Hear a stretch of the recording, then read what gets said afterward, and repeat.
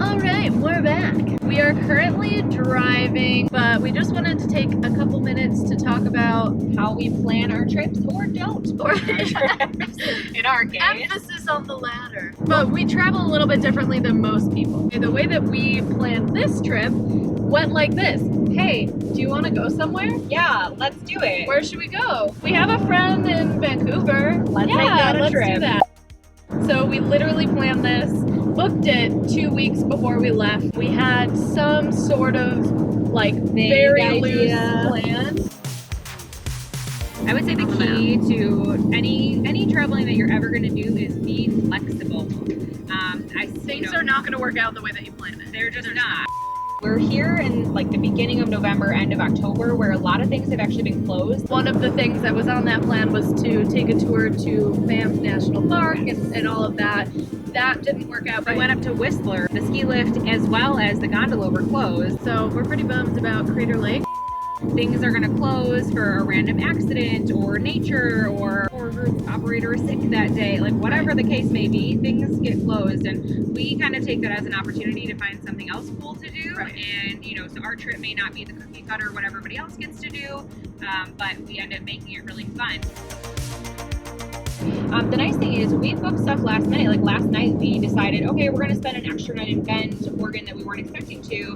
We got a great deal on an Airbnb that usually goes for like double the price because we booked it like an hour before. We've sort of been doing it all somewhat last minute, but it's really been working out, especially because it is the off season. The nice thing is when one thing falls through, like Crater Lake, for example, we just made an alternative plan. Do some research, but at the same time, stay open and flexible, and you're going to end up having a great trip no matter where you go.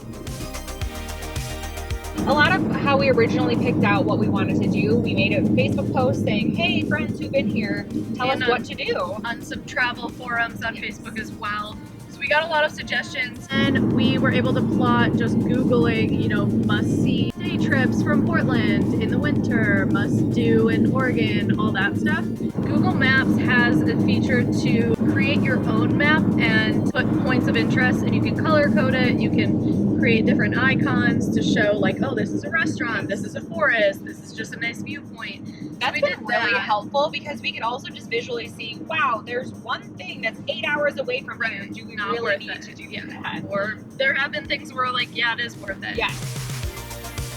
We are really good travel buddies together because we've done it a lot and we have really similar interests. So if travel with somebody who has similar interests would be the next suggestion. We found that we're very, very much on the same page when traveling, which is very nice. We love food and weird stuff, things off the beaten path. We have a weird weak spot for souvenirs. Yes.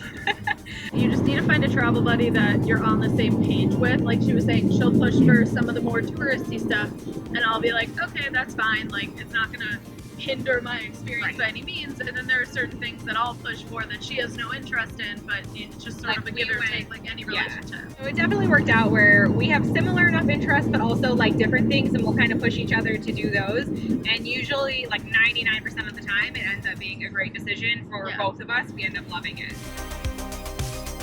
All right, over and out. Here's pretty views.